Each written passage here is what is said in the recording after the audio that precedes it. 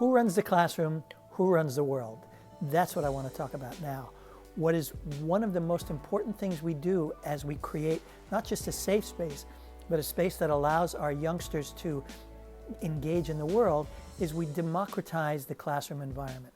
I know that might be difficult for you as a teacher in a public school situation, but the more you can achieve that, the better. And what I mean by democratizing the classroom is bringing the students into the role of directing the class, encouraging their fellow students to participate, using the room and the space to become part as kind of a model for the world. Mommy, tell him to let me go. I'll behave, Mommy. Tell him to let me go, I promise. Don't leave me. They say that I was crazy, but the truth is, these walls are what's doing the trick. Visiting time was over, and this day, like every day, I would cry and hold on to her until my hands were literally ripped off her jacket, and I was forced to sit in my uncle's lap until she would walk out that door, and to me, felt like out of my life. I look into your eyes through the 3-inch thick glass window and see you turn your back again. But this time, I was expecting it.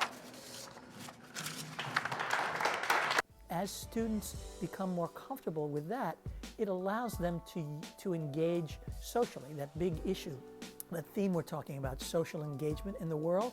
If you become comfortable in running a classroom, in being a participant or sharing that space with an adult figure, an authority figure, you become more comfortable in many situations outside the classroom. You got me unglued.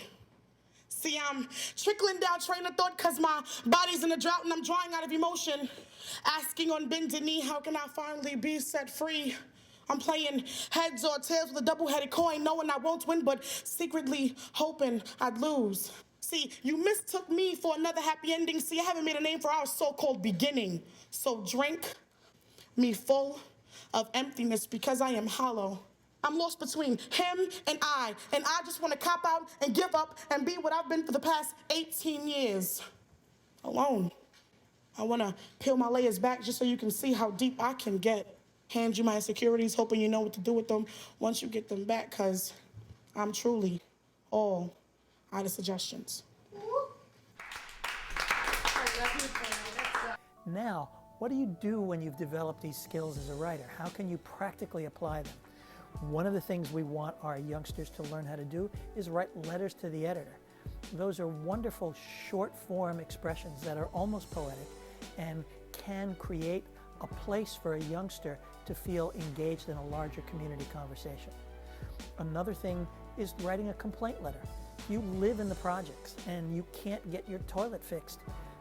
The people who run that building aren't going to listen to you until you can convince them, often through a letter, that you mean business. And if you can write well and effectively, you can change that game and you can ensure that people will respond respectfully to you because they know there are consequences.